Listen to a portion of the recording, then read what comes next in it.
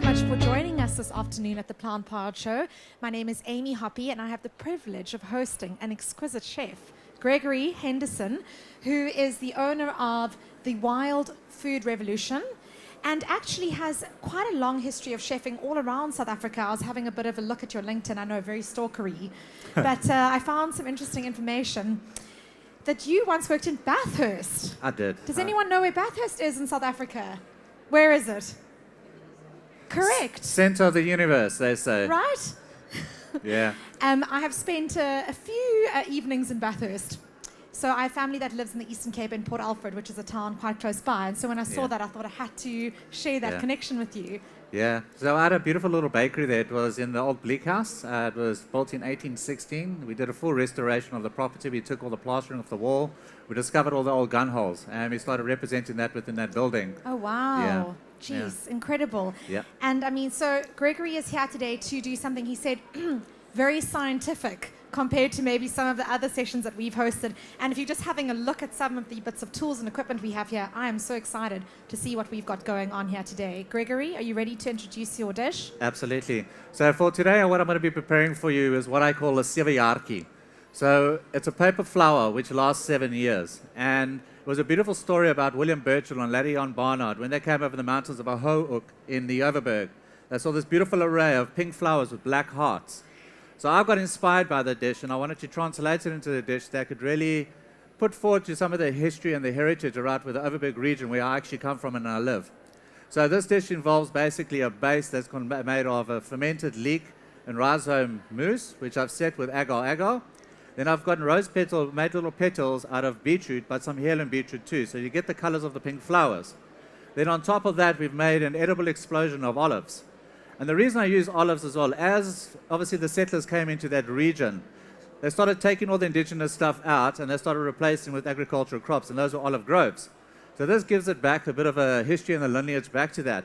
But also paired with that, I've got some very beautiful ingredients, because I don't like cooking with garlic. I like using alternatives for garlic, the different types of wild garlics, including the garlic buchel. So I've got this in front of me today, and in the olive sphere, we're going to be putting some wild rosemary. This is called Aerophyllus africanus, also known as the cottonbush, or the Cape cottonbush. The lovely thing about both these plants as well is they've got a very high terpene profile. And do we know what terpenes are? No. So when you crush something and you have that smell, that is a terpene it releases. And you get different types of terpenes. You get limonene and you get pinene. So all those flavors that you start picking up, they can be separated and to be used into different types of cooking applications as well. Highly medicinal, very good for you, and we are what we eat. 85% of your gut biome determines your mental state. If we have a good gut, we're very happy people. And this helps us to do that, because what it does, it helps to obviously break down those foods within our bodies, but also puts medicine into our bodies. So we're actually carrying ourselves as we're eating. Absolutely. So can I ask a question? These obviously grow right around the area that you live. Absolutely. So they do grow, but my biggest thing about foraging nowadays as well is that we live in urban environments. 15, 20 years ago, it was very safe to go out and pick. The Cape Floristic region is highly protected by law to protect these kind of species, but these are all available in your nursery. So walking around, going into your nature parks or your botanical gardens inspires you to be inspired by nature to repropagate back into your own garden. And generally all your botanical gardens owned by Sandbee, they have nurseries there. So when you see something in the garden, they're very illustrative. They tell you a lot about that plant that you can put back into your garden. So in terms of foraging, you can go forage within your own garden, but you get inspired by nature. The rest of the biomes and the rest of the regions within Southern Africa, the laws differ. So it depends where you are, but also the ingredients differ. So just to give you a broader scope of the foods that we have within Southern Africa, there are 9 biomes in South Africa. Each biome has its own unique food selection of ingredients. It has 9 cultures that are linked to those 9 biomes. It creates a very, very, very sustainable food source. The nice thing about this, within Southern Africa, we don't even know what the true flavors of South Africa are as yet. And these start representing the tapestry of what the true flavors of South Africa are. That's incredibly fascinating. Thank you. I'm definitely going to take some of these around to show you. Can I do that? Absolutely. So just to explain, so we're going to start with the first dish, which is going to be with the garlic buchel. I'm going to make for you the fermented leek and rhizome mousse. We're going to use some almond milk with that, and we're going to set it with agar-agar.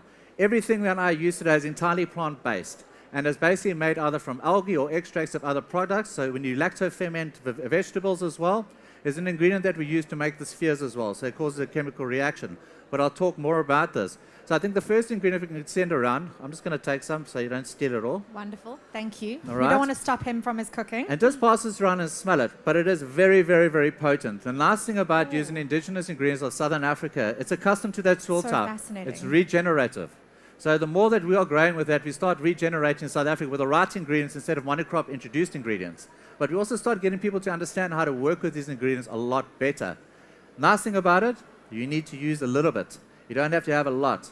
The problem we're sitting with in South Africa, we lack nutrients within our body. The reason we're doing, the way that they're farming ingredients at the moment, it's a low nutrient output. So you grow a tomato at home, you taste that versus a tomato that you buy within a shop.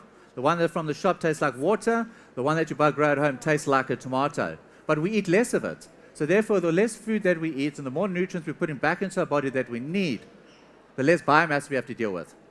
So that is a lovely thing about it.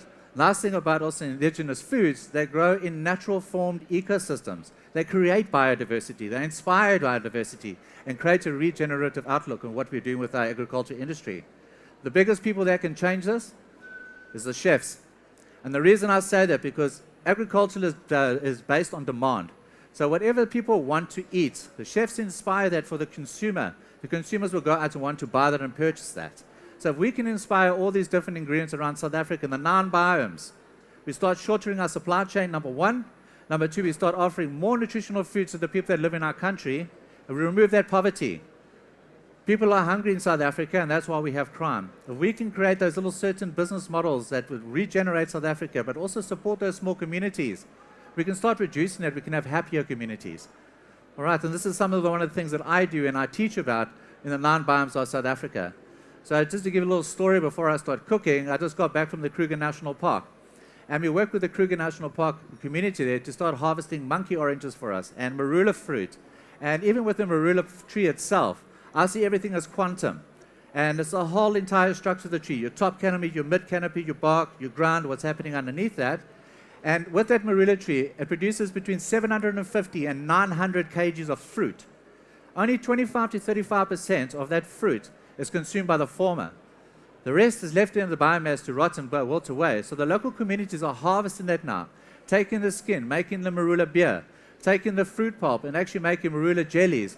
Then later taking that seed, roasting it, cracking it to get the nut. And it is so delicious. We should have it more in our supermarket, and it's a very sustainable product. So let me start beginning now. So what I'm going to prepare for you first. Inside here, because I talk a lot, so I had to do some prep. It's basically a root vegetable. So that's your celiac, your parsnip, or your turnips. And I believe in whole ingredient cooking. The skin, the root, everything is highly nutritional, but a lot of people peel it and throw it away. You get more flavor out of this. I don't cook with much salt. I use balance within my dishes so that I get the salinity out of the foods that I'm using. So the salt for this dish is coming out of the olive explosion. I've got 2 types of leeks. I've got fresh julienne leaves, which is very, very fine. It's a chiffonade, and I've done this in 2 ways. I'm going to cook it in the dish, but I've also deep fried it. And when you look at it, so I usually tell people this is edible grass, which it's not. But you get this beautiful texture that actually looks like grass, but it gives you cruncher. Fantastic. Yeah, you get texture with inside it. Then I've got some fermented leeks. So I've helped to break them down so that they digest better. But you also pull out more flavors, those hidden flavors that are behind the ingredients as well. And that I've done with a fynbos vinegar. So all these ingredients that you're smelling at the moment now has all been put inside that to create that beautiful lacto ferment.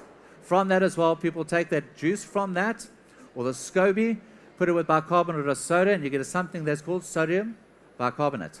Okay, so that's what we're going to make the spheres with. So what I'm going to do first is going to heat my pan up. How incredible do these smell, by the way? Stunning, right? Then the next herb you can start passing around is obviously your Erythrophyllus africanus, is your wild rosemary. Now look closely when you look at this as well, and on the leaves it's got very, very, very fine hairs. The reason for these fine hairs, where we live in the south, we've got the 2 oceans that meet, creates what we call a bioclimate. It's like fog in there, you know, and that's full of nutrients. So these things grow within an environment that has a very low nutrient content, and are reliant on the full application to take in the nutrients that they need. This plant is very special. The higher you go up in elevations in the mountain, the more spaces it is, because it gives us the more catchment for it to take those nutrients in. But it's a very sweet thing. This is a better use of a herb within a kitchen as opposed to the commercially grown rosemary. And you'll smell now why. Have you got the rosemary? It's been passed around this side as well. Wonderful. So first I just add a little bit of Thank olive oil here. I just want to warm it up so I can start frying this out. And then I want to start pulling out the natural oils within the buchu garlic.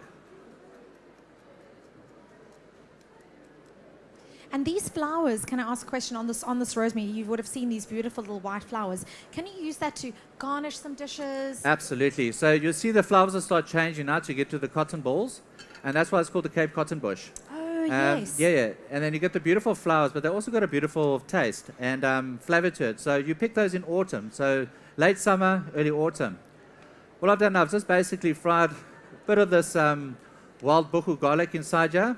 And you're going to start smelling those aromas start coming out of it. I'm pulling the oils out of it, not pressing it. I'm going to add a bit of these leeks.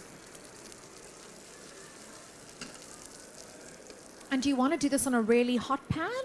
Or Medium heat, Medium heat. Absolutely, medium heat. Yeah, people sometimes, chefs as well, they cook very hot food too hot, too quickly. They don't give it time. I believe in slow food. Good food takes time. So I'm just going to stir this off. I'm just going to sweat them off a little bit as well. Most people will add a little bit of salt in there. What salt does is it draws out all those natural waters. I'm not utilizing that, okay, because I don't like to use a lot of salt in my cooking. The reason behind that is because if you look at your salt, your cerebral salt that you find, it's supposed to contain 100% of salt, and it doesn't. If you look inside, you've got anti-caking agents, you've got fillers, all of that, and that's going into your body. So the best way to get salt is from salt pans or to harvest it off the rocks, because it's actually natural. You can actually harvest it off the rocks. Then I'm going to take some of this fermented leeks. I'm going to add it to this, because now when you're eating this rhizomes now, you start getting different textures and flavors of the ways that we've cut those vegetables. Greg, can you just talk us through how you did the fermentation of these leeks? So that's very, very, very simple. Basically, I took them and I macerated them in a little bit of hot water just to pull out some of that lovely flavor. Then I topped them with a beautiful feinbos vinegar, and I've left them to sit for about a week and a half as well. Then they start developing its own flavor, its own sauce, all of that. If you don't mind, So you see this all sweating up quite quickly.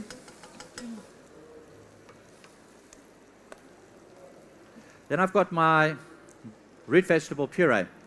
And this has just basically just been boiled in water, all right? Or you can salt roast them as well. But I've left the skin on, I've left the tops on, because a lot of your flavor lies in, a lot of your nutrition's lying there.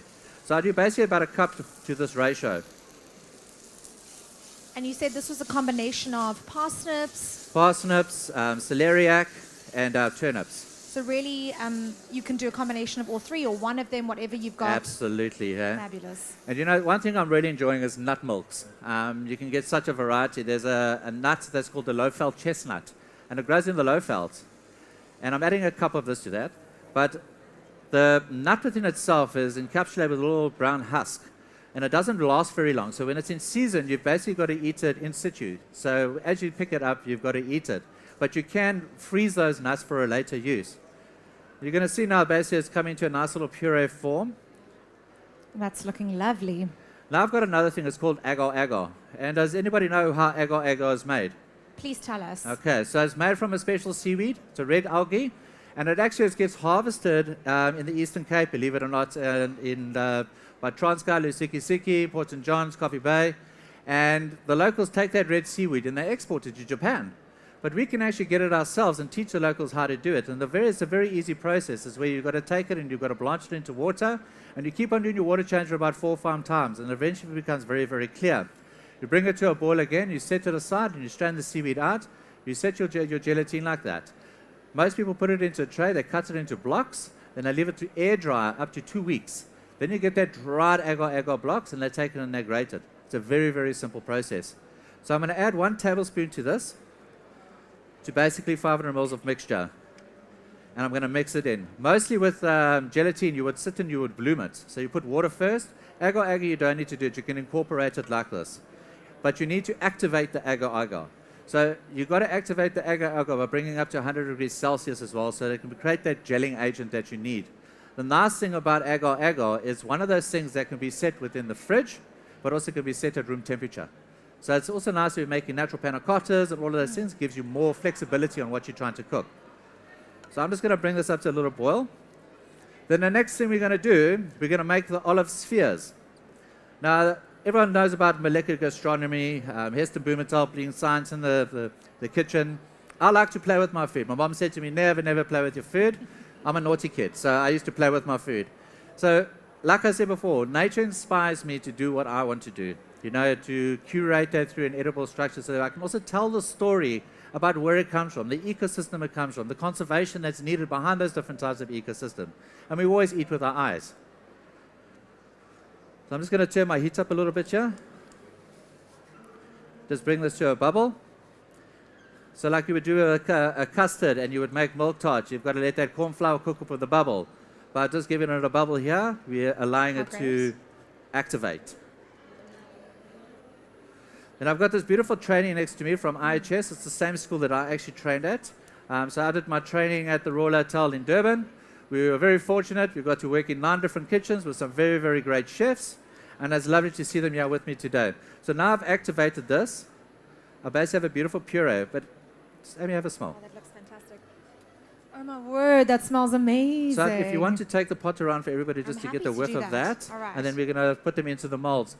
So you always get these beautiful molds now. You can buy them from Pack and Bake, Baking Tin within Cape Town. Lovely things to have. They're silicone, reusable. There's no single use involved with it as well. But it helps to form the structures so that you can make these beautiful dishes. So this, after that, is going inside here. It's going to go straight into the fridge and it's going to set. It generally takes about 15 minutes to set, but I've got a magic fridge here. It's made some for me already. All right. Magic fridge and magic fairies in the back there. Then the next product we're going to talk about. So we all saw the olive spheres here. So basically these are made with 2 different ingredients. Sodium alginate and calcium lactate. So sodium alginate is made from an extract from brown algae. All right? Calcium lactate is made from the liquid from fermented vegetables, which they add with bicarbonate of soda to get that compound. It's science. When these 2 bind, it creates a chemical reaction which gives us a beautiful membrane. So we're looking at water storages, and sometimes you get water that's got a very high calcium content, up to 440 ppm. You don't have to use the calcium lactate. And you can actually start making water bubbles as opposed to using plastic. So these are alternatives we need to start looking at how we can use nature, use what we can from nature, to incorporate into using things that are more sustainable in terms of our packaging and our supply chain. So we've taken normal pitted black olives. Just here, it's a basic puree. And all I've done with basically 1 cup of puree, I've taken 1 tablespoon of chopped wild rosemary. I've blended it together, we put it through a sieve, and we've got this mixture. The trick behind this now is about portion control, because now when you're making all these bubbles, you want to make sure they're all the same size. So what I've done now, I've got a solution here of the sodium alginate. Okay? Inside here, per 1 liter, is 5 grams of calcium lactate, which I've added to this already. And that you just mix in, all right? Now when I add this into it, it's going to start with a scientific chemical reaction, which is going to create that membrane around it. So I'm going to use a 5 ml spoon. You can make smaller, 2 ml, 3 ml, 4 ml, to form the sphere. But I want to show you this way, but there's a quicker way I'm going to show you too. So you basically take your 5 ml inside there, into your bath. You drop it in. Okay, I didn't do that too well.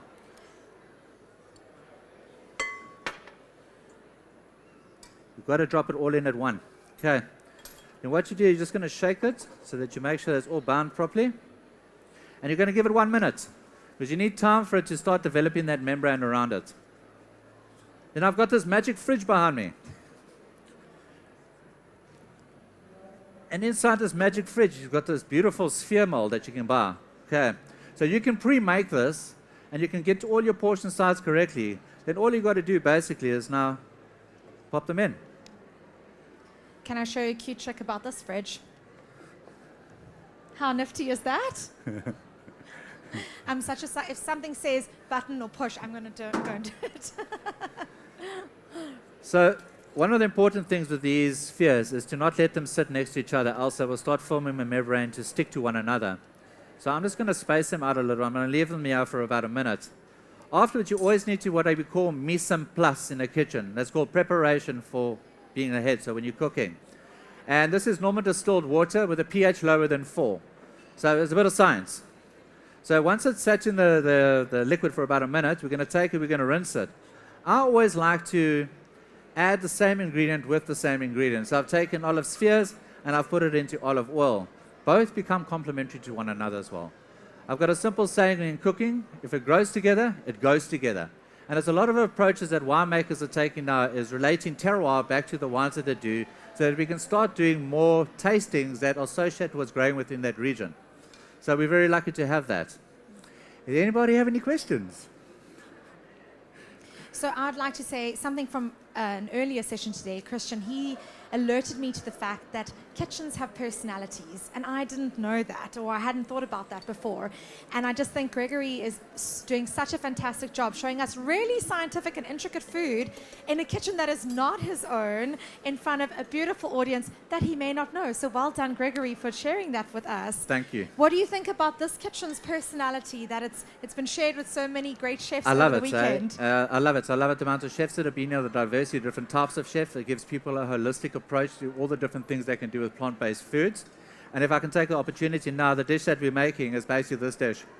So I composed this book about a year ago. I launched it, and it was written about a restaurant that I used to run. It was called Forage Restaurant.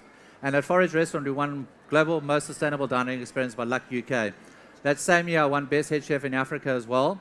And the book is dedicated to the staff. And when you look at the front page, you see the team that curated the menu. And that's me standing with Chicken of the Woods, which we harvested from Genadendal in the Overberg region. And it was through their stories of their culture and their heritage that inspired me to curate that menu. One thing as well is the sour fig that they used to get, and you get the sap in the sour fig. And then as kids, they used to put it into a can and they used to whip it up with a bit of water like a meringue. And that's something I had to feature on the menu, so that formed part of one of our desserts as well. The same as the Sewejaartjies as well. They said to Chef, this is a beautiful plant that's growing over here, but it grows prolific here. How can we be inspired to utilize that? Even in terms of a smudging experience, we had wild sage that we used to burn in the restaurant to start that sensual experience, because everything must be sensual. What you see, what you taste and touch, and what you smell. So that created that sensual. But they also taught me that in the old days, indigenous people used to take the paluman shell, then break the twigs off the acacia tree and link them together to make a tray. So that tray became the tray for the smudging, and we used to go into the restaurant, and they used to be the curators on the floor. So because of them, we started this book. Later on, I decided there's so much indigenous knowledge that's been lost in South Africa. We're sitting down within the koi and the sand. Probably about 25% of that archive has been preserved. Most of the stuff around ingredients, how we use them, what species were available over that time, has been lost. So I had to take this book and give recognition to them on their work on all the different edible ingredients, so we can get inspired by nature to regenerate, propagate within our own gardens as well. So when you're walking around, you see those edible berries, you can go back to the book. And I'm going to take one ingredient that I've shown you already. I'm going to pass this other book around if anyone wants to have a look.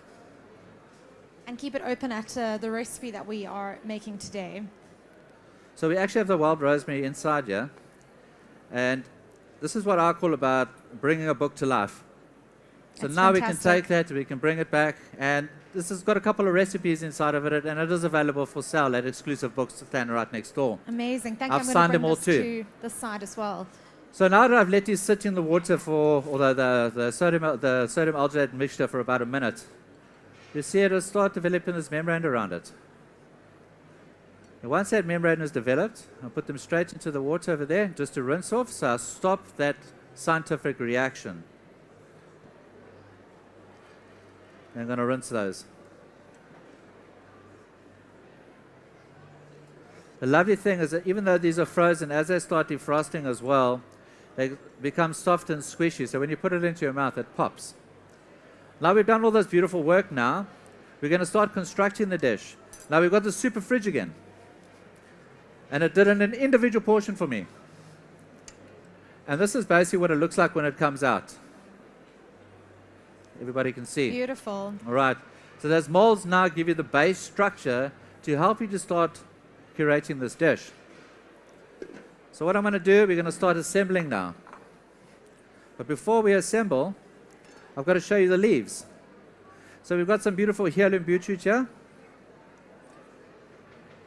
We've got some thinly sliced normal red beetroot. And we've got these beautiful marzipan cutters. So we've got all the tools to make these beautiful things. So I'm going to take this, I'm going to cut it. Pop out the flour. That is so pretty. Just to show you all. What a great way to just present some beetroot. How to spruce it up in a second, give it a little bit of a pattern. See, now I've twisted it around, and I've got two pieces on top of each other. It's giving me more leaves. The second one is a bit smaller.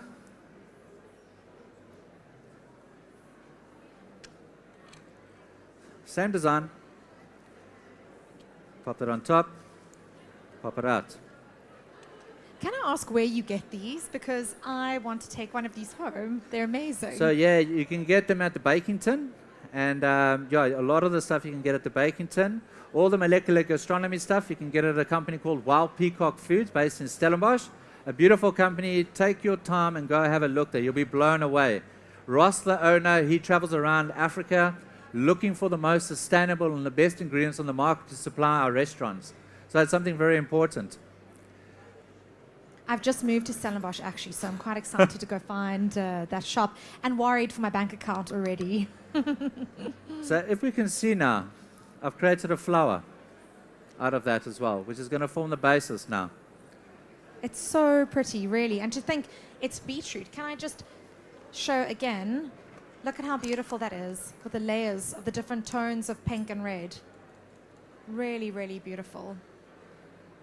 Then as you go through nature, you always see young shoots everywhere, and this is going to form the basis of my dish. I've got some microherbs, and everybody knows the nutritional benefits of microherbs, if I'm asking. Does nobody know the nutritional benefits? And I can tell you quickly. Please do. So microherbs have 3 times more nutritional content than fully grown vegetable. Did you know that? Why is that? It's because they, in the youngest form, is where they've got all that nutrients with availability for us to actually take them in. And also, it's less impact onto our soil. So what the guys are doing now with vertical farming, hydroponic farming, for these westernized vegetables introduced into a country that they're not native to, it's a more sustainable way to farm these. Less water as well. Do you know that it takes 7 liters of water to make 1 liter of wine? I tell my wife that all the time when she's drinking. So what I'm putting inside there, I've basically got some vegan cream cheese that we've mixed with a little bit of nut milk, just to give it the viscosity that we need so that we can start laying it up. Then I'm going to put my edible grass, my deep fried leeks. Okay. So generally here in Constantia up into the mountains, you get actually a wild ramp that grows there, but also wild onion. It's called an allium species, which you can actually harvest this time of the year. So instead of using leeks, you can start attacking invasive species to start putting into your garden. That takes the impact of the agricultural society or the agricultural system that we can actually start utilizing what's wild and what's growing around us. Everybody always asks me about what is wild, what is indigenous, what is heritage. Do we know what the difference between indigenous and heritage is? Okay, so indigenous means it comes from the place that we're living. It comes from South Africa. South Africa has close on 3,700 ingredients that are edible, that are endemic to our country. But none of our chefs are using it to cook. The fynbos biome within itself, it is the smallest but largest floristic kingdom in the world. Nice thing about that as well, majority of those species are endemic.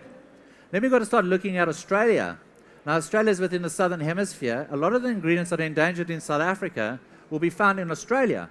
But a lot of the stuff that's endangered in Australia can be found in South Africa. So there needs to become a relationship with those two countries now to start swapping over, so that we can start getting the right foods into the right countries. Their First Nation Aboriginal people are very much like our First Nation San and the First Nation Khoi. I'm very, very fortunate to be able to have some of the relationship with those guys, to go work with them in situ where they live and to learn from them. Because preservation of that indigenous knowledge is so, so important within our youth today, so we can start looking back to look forward. All right, so the next thing I've done, I've put my edible grass there. I'm going to lay my flour. On top, I'm just going to give it a base to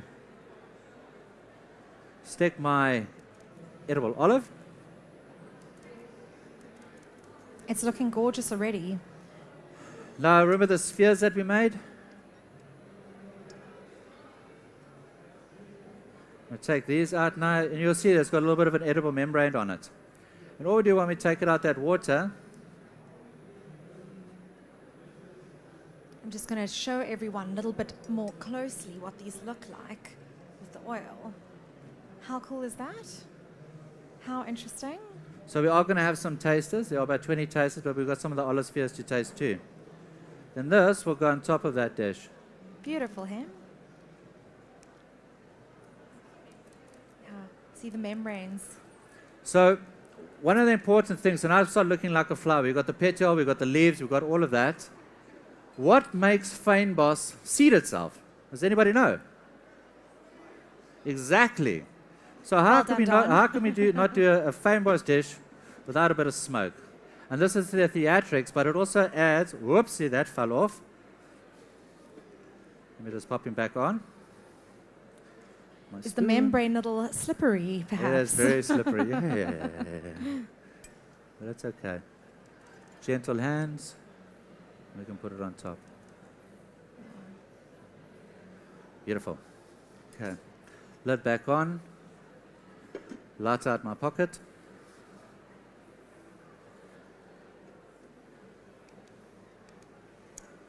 Now I've put a bit of wild rosemary with some apple chips. Where I come from, there's apple orchards, like Elgin. And a lot of the wood we use within our smoking because it helps us to help the farmers to get rid of that.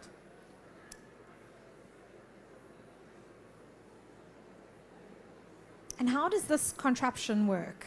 So it's basically just a basic smoker, and it basically draws the air through the chamber to create the smoke.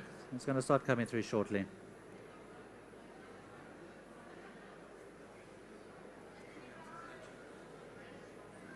I'll hold one side. I feel like this may be a two-man, one-woman, one-man job. Here we go. It's the most work I've done all day, really. Do you have a blowtorch here? Sorry? Do you guys have a blowtorch? Kitchen fairy, can I ask you a question? Do we have a blowtorch in the back? Can you find out for us, please? Here we go. Oh, there we go. Wow, you can smell it. Oh, my goodness. Thank you. Oh, that's incredible. Can you smell it? It's amazing. Ah, thank you, chef. You're also a smoker. There we go. Wow, that is beautiful. Okay, so what you're going to start smelling, you're going to start smelling those terpene profiles from the wild rosemary. And we don't want to over smoke, we want to let it just sit there. And we have seasonal wildflowers that come through the fynbos region as well. And it's so important for all fynbos species to regenerate through smoke water, through the sense of smoke. Fynbos is such an intelligent plant, and we need to recognize that. So ladies and gentlemen, let me present to you the Sewejaartjies. Wow, love a bit of drama and theatrics in the kitchen. That looks so beautiful, Gregory. Thank you so much. And how Absolute great pleasure. is that beautiful smoky aroma?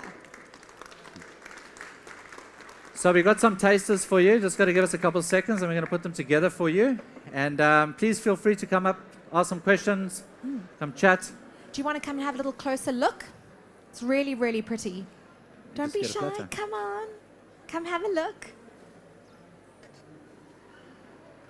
I'll just take this off for you. There we go, right? So beautiful.